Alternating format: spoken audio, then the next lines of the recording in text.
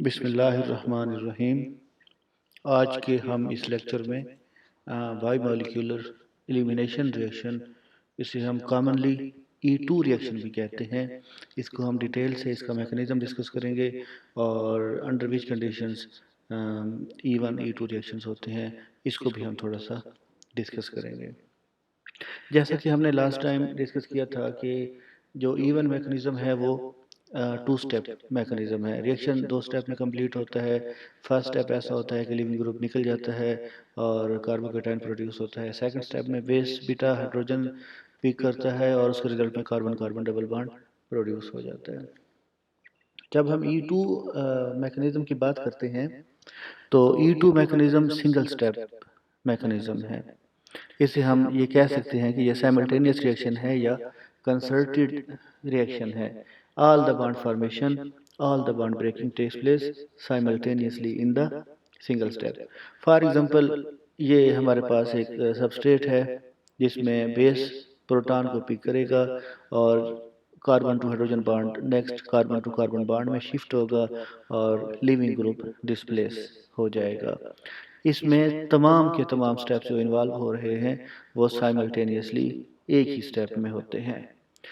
इसकी अगर हम ट्रांजिशन स्टेट लिखना चाहें तो हम ये देख सकते हैं कि OH इस बीटा हाइड्रोजन के साथ बॉन्ड बना रहा है। Carbon to hydrogen bond that is going to break और carbon carbon bond that is going to form और carbon to halogen bond that is going to break. और इस ट्रांजिशन स्टेट से जैसे ही मॉलिक्यूल से प्रोडक्ट बनेगा तो हम इस प्रोडक्ट को ऐसे लिख सकते हैं कि हमारे पास carbon carbon double bond degree of unsaturation increases in the product. यहाँ पे एक सिंपल सा क्वेश्चन हमारे माइंड में आ जाता है कि जब हम प्रोडक्ट को देखते हैं whether the route is following through unimolecular elimination E1 या बाईमोलिकुलर एलिमिनेशन, तो हमारे पास प्रोडक्ट सेम ही बनता है। On the basis of product हम ये नहीं बता सकते कि इसमें कौन सा रूट कौन सा मैकेनिज्म फॉलो हुआ है। इसके रूट को बताने के लिए हमें इसकी काइनेटिक्स को स्टडी करना पड़ता है। काइनेटिक्स में जो है वो हम रेट ऑफ रिएक्शन को डिस्कस करते हैं। तो इस केस में ये रिएक्शन जो है वो एक ही स्टेप में इन्वॉल्व हो रहा है, तो इसमें बेस भी इन्वॉल्व है और सबस्ट्रेट भी इन्वॉल्व है। तो रेट ऑफ रिएक्शन जो है वो that is directly proportional to substrate and base. When we remove the sign of proportionality, तो हम इक्वल साइन लगाते हैं तो हम यहाँ पे टर्म के इंट्रोड्यूस करते हैं that is known as rate constant. Rate constant जो है that is rate of reaction when the molar concentration of reactants are unity. तो यहाँ से बेसिकली इस इक्वेशन से chemical equation of E2 reaction और E1 रिएक्शन से हम इन दोनों रूट्स को, इन दोनों मैकेनिज्म को डिफरेंशिएट कर सकते हैं। फॉर एग्जांपल, इस केस में हम जब rate of concentration of substrate double करते हैं तो रेट ऑफ रिएक्शन डबल हो जाएगा। इससे हम कंक्लूड ये करेंगे कि rate of reaction is depending on substrate. Similarly, जब हम बेस की कंसंट्रेशन चेंज करते हैं, बेस की कंसंट्रेशन चेंज करने से रेट ऑफ रिएक्शन भी चेंज होता है। If we double the concentration of base, rate of reaction भी डबल हो जाता है। और जब हम बेस की कंसंट्रेशन रिड्यूस करते हैं, हाफ कर देते हैं, तो रेट ऑफ रिएक्शन हाफ हो जाता है। तो हम यहाँ से कंक्लूड करते हैं कि रेट ऑफ रिएक्शन जो है वो सबस्ट्रेट और बेस दोनों स्पीशी पे डिपेंड कर रहा है। और जबकि प्रीवियस केस में जब हमने एलिमिनेशन रिएक्शन की बात की थी तो उस केस में रेट ऑफ रिएक्शन सिर्फ और सिर्फ सबस्ट्रेट की कंसंट्रेशन चेंज करने से चेंज होता था और बेस की कंसंट्रेशन चेंज करने से चेंज नहीं होता था। तो इन दोनों मैकेनिज्म्स को on the basis of kinetic studies हम डिफ्रेंशिएट कर सकते हैं।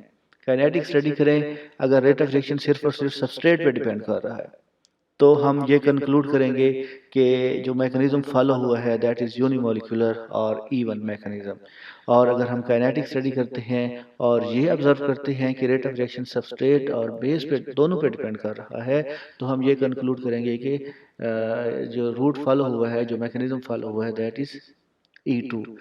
Now, if we talk about order of reaction, तो order of reaction with respect to substrate इस केस में 1 है और विद रिस्पेक्ट टू बेस 1 है, तो exponent sum of substrate and base concentration तो हमारे पास 2 आ जाएगा।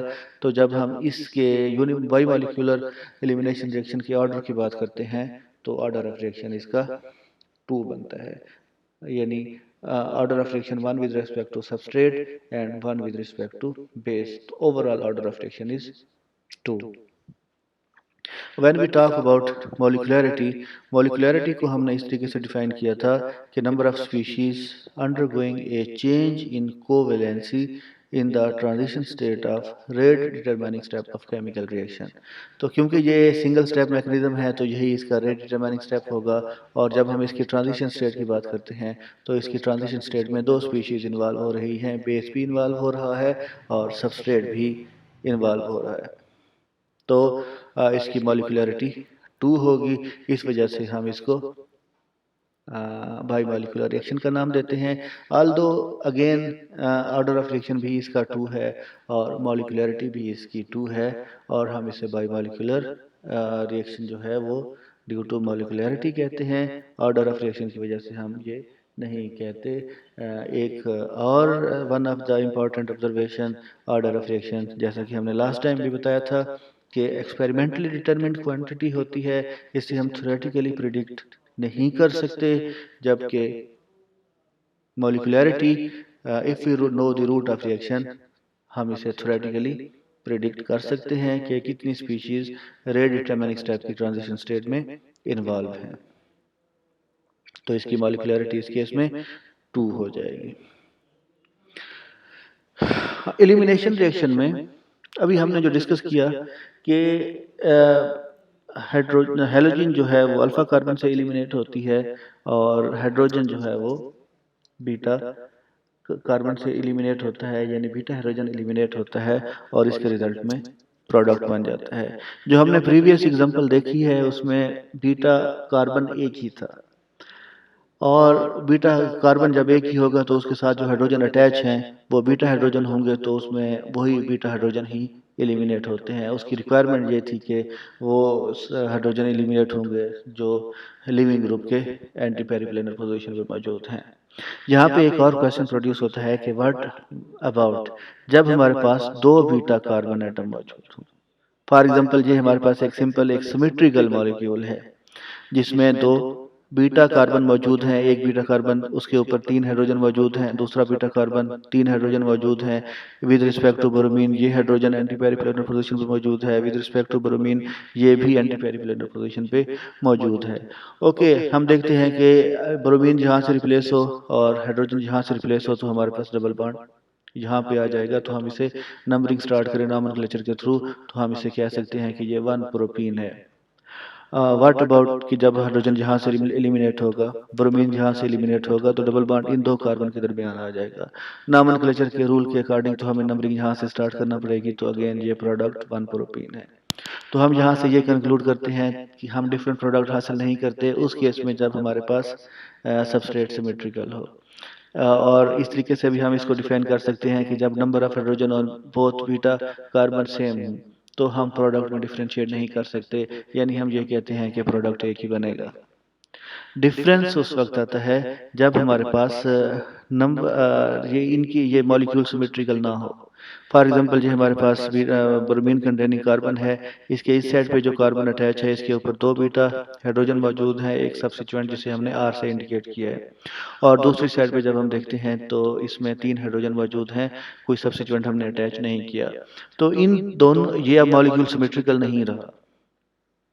हाइड्रोजन ये वाला भी रिप्लेस हो सकता है, हाइड्रोजन ये वाला भी रिप्लेस हो सकता है। जब हाइड्रोजन ये वाला एलिमिनेट होगा तो उस केस में डबल बॉन्ड इस पोजीशन से मतलब इस साइड पे डबल बॉन्ड बन जाएगा, और हम इससे कह सकते हैं कि डबल बॉन्ड को अगर हम डिफरेंशिएट करना चाहें तो हम कह सकते हैं कि डबल बॉन्ड जो है वो एक टर्मिनल साइड पे बनता है, जिसमें हम ये कहते हैं कि ये मोनो सब्स्टिट्यूएंट एक ही अटैच है इस डबल बॉन्ड के साथ, बाकी इसके साथ सारे हाइड्रोजन अटैच हैं, मोनो सब्स्टिट्यूटेड डबल बॉन्ड बनता है।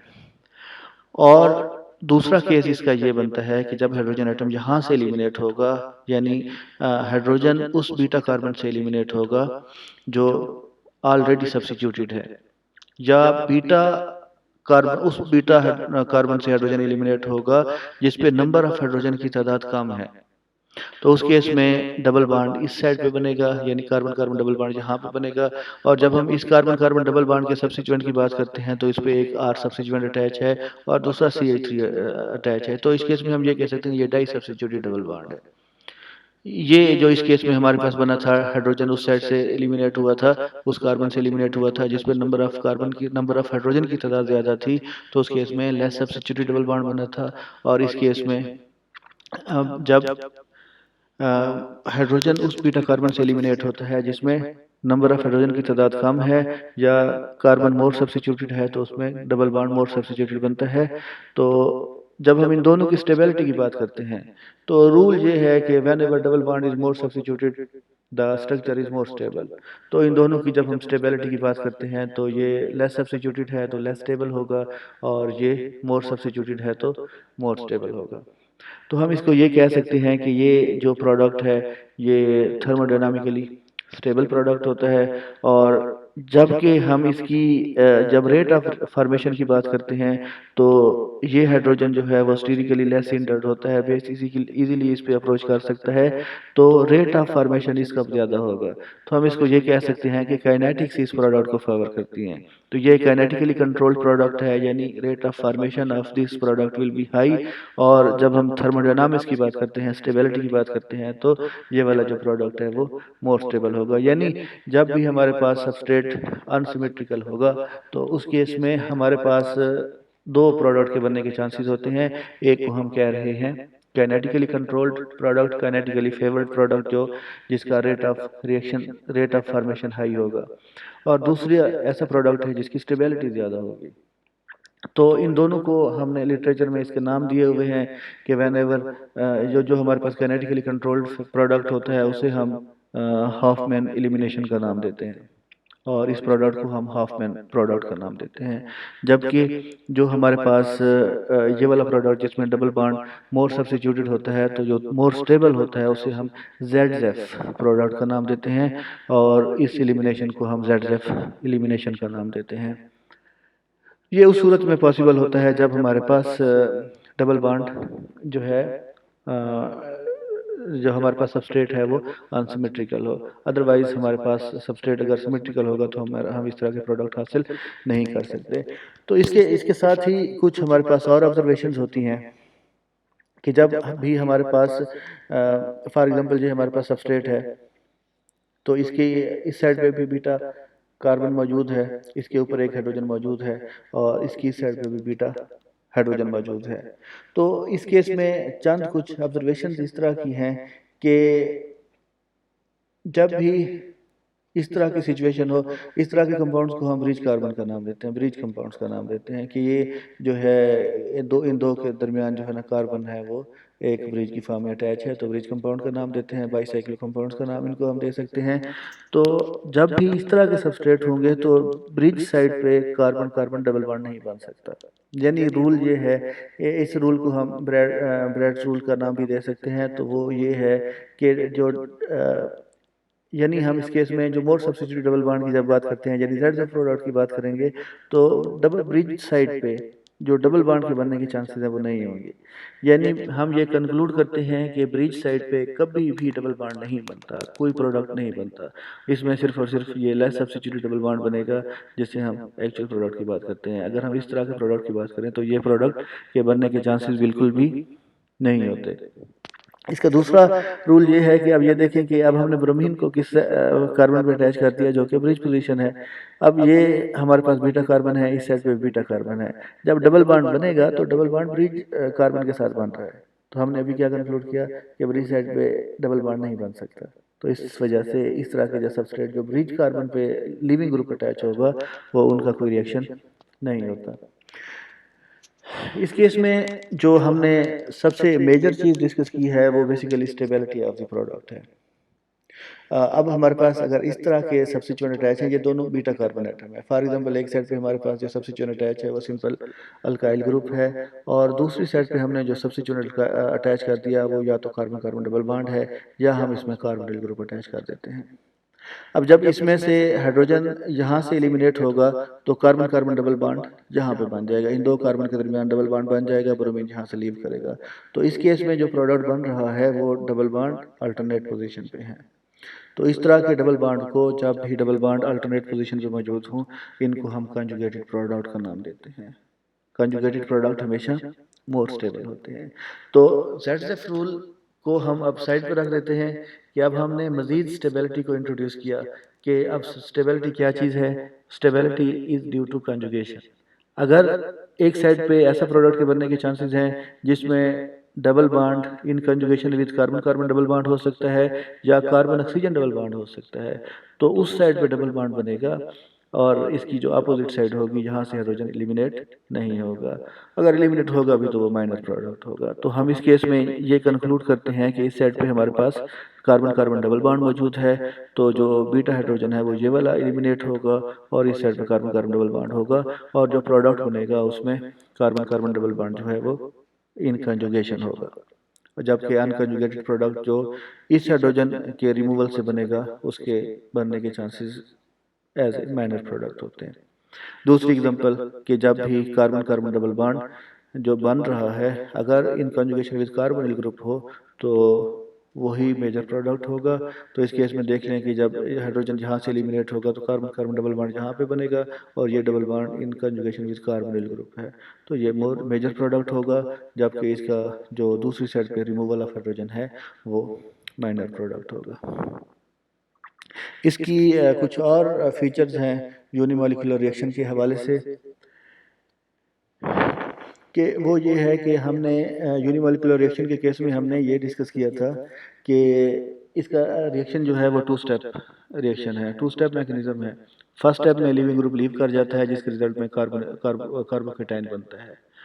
जब कार्बोकेटाइन बन रहा है तो उसमें हमारे पास दो चॉइस होती हैं प्रोडक्ट के बनने की कि या तो थर्मोडायनामिकली मोर स्टेबल प्रोडक्ट बनेगा या थर्मोडायनामिकली लेस स्टेबल प्रोडक्ट बनेगा। यूनिमॉलिक्यूलर एलिमिनेशन रिएक्शन हमेशा थर्मोडायनामिकली मोर favoured product, thermodynamically favour product को फॉलो करती है। यानी हम ये कह सकते हैं कि जैसे ही कार्बोकेटाइन बनेगा, कार्बोकेटाइन से जब प्रोडक्ट के बनने के चांसेस होते हैं तो दो अल्कीन के बनने के चांसेस हैं। इन दोनों अल्कीन में से जो मोर स्टेबल प्रोडक्ट होगा उसके बनने के चांसेस होते हैं, वो मेजर प्रोडक्ट बनेगा और जो लेस सब्स्टिट्यूटेड अल्कीन होती हैं वो माइनर होगा। तो हम सिंपल वे में ये कहते हैं कि थर्मोडायनामिकली स्टेबल प्रोडक्ट हमेशा ZZ प्रोडक्ट होता है। तो यूनिमॉलिक्यूलर एलिमिनेशन रिएक्शन के केस में ZZ प्रोडक्ट प्रीडोमिनेट करता है ओवर हॉफमैन प्रोडक्ट। उसकी रीज़न ऑब्वियस है कि रिएक्शन टू स्टेप में होता है और इसमें हाइड्रोजन की जो है ना वो हमेशा वो वाला हाइड्रोजन एलिमिनेट होगा जिसके रिजल्ट में मोर स्टेबल प्रोडक्ट के बनने के चांसेस होते हैं।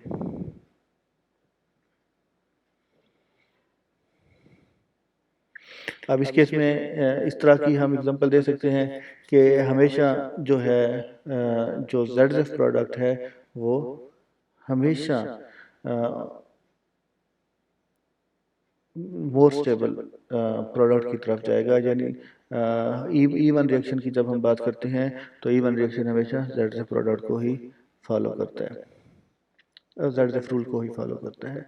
जबकि बाइमॉलिक्यूलर एलिमिनेशन या E2 मैकेनिज्म के केस में इसका इस तरह का कोई ऐसा केस नहीं होता। E2 रिएक्शन की जो हमने बेसिक रिक्वायरमेंट डिस्कस की थी उसकी बेसिक रिक्वायरमेंट ये थी कि जो लिविंग ग्रुप, दो लिविंग ग्रुप हैं उनमें से एक तो हाइड्रोजन हो जाता है, यानी एक लिविंग ग्रुप हैलोजन हो जाता है, दूसरा हाइड्रोजन हो जाता है। इनकी जो ओरिएंटेशन है, इलेक्ट्रॉनिक रिक्वायरमेंट है, वो एंटी पेरिप्लेनर पोजीशन पे होने चाहिए। जो भी ग्रुप एंटी पेरिप्लेनर पोजीशन पे होगा वही एलिमिनेट हो जाता है। ठीक है, तो इसमें से क्योंकि सिंगल स्टेप रिएक्शन है तो इसमें हमारे पास रिएक्शन के पास चॉइस आ जाती है कि नंबर ऑफ हाइड्रोजन एटम मौजूद हैं, ये हाइड्रोजन सिन है, ये हाइड्रोजन एंटी है। तो हमेशा वो वाला ग्रुप ड्यूटेरियम हमने हैवी आइसोटोप लगाया हुआ है वो वाला एलिमिनेट होगा जो इस हैलोजन के एंटी पेरिप्लेनर पोजीशन पे या एंटी पोजीशन पे मौजूद होगा, वही एलिमिनेट होता है। दूसरा, फिर हमारे पास अगर ये जो जो लिविंग ग्रुप हैं अगर इन पे कोई चार्ज है या न्यूट्रल है फॉर एग्जांपल हम इसकी जब बात करते हैं कि बोरोमीन या हेलोजन कोई भी अटैच है तो इस पर कोई चार्ज नहीं होता। जब ये लीविंग ग्रुप लीव करेगा तो as a negative charge leave करेगा। पहला केस इसका ये आ जाता है। अब इस केस में अगर इस तरह के न्यूट्रल न्यूक्लियोफ्यूज हैं, अनचार्ज जिसमें कोई चार्ज नहीं है, न्यूक्लियोफ्यूज मौजूद हैं, और जब उनका रिएक्शन होगा तो उस केस में जो हमारे पास मेजर प्रोडक्ट बनेगा वो ZF प्रोडक्ट ही बनेगा, जस्ट लाइक E1 रिएक्शन। यानी जब भी हम लिविंग ग्रुप की बात करते हैं तो लिविंग ग्रुप या तो न्यूट्रल हो सकते हैं, और न्यूट्रल लिविंग ग्रुप जब लीव करते हैं तो as a nucleofuge negatively charge leaving group leave करते हैं। तो उस केस में हमारे पास यही चॉइस बनती है कि हमारे पास जो है वो ZF प्रोडक्ट प्रीडोमिनेट करेगा। और दूसरी पॉसिबिलिटी सबसे इंपॉर्टेंट आ जाती है कि अगर लिविंग ग्रुप जो है ना वो चार्ज है, लाइक NR3 है या SR3+, इन पे चार्ज ऑलरेडी चार्ज है। जब ये इस तरह के चार्ज लिविंग ग्रुप लीव करते हैं तो एज ए न्यूट्रल न्यूक्लियोफ्यूज लीव करते हैं, यानी इन पे कोई चार्ज अब नहीं होगा, न्यूट्रल मॉलिक्यूल लीव करेंगे। तो इस केस में हमारे पास जो मेजर प्रोडक्ट बनेगा वो हॉफमैन प्रोडक्ट बनेगा। तो यहाँ से हम डिफ्रेंशिएट कर सकते हैं E2 रिएक्शन की। कैटेगराइज E2 रिएक्शन में हम ये कंसिडर कर सकते हैं कि अगर नंबर ऑफ हाइड्रोजन एटम मौजूद हैं तो हाइड्रोजन एटम वो वाला एलिमिनेट होगा जो लिविंग ग्रुप के एंटी पोजीशन पे मौजूद है। अगर न्यूट्रल लिविंग ग्रुप है तो उस केस में ZF प्रोडक्ट प्रीडोमिनेट करेगा, और अगर इस न्यूक्लियोफ्यूज जो लिविंग ग्रुप है इस पे कोई चार्ज है, पॉजिटिवली चार्ज है, तो उस केस में हॉफमैन प्रोडक्ट प्रीडोमिनेट करेगा। Thank you.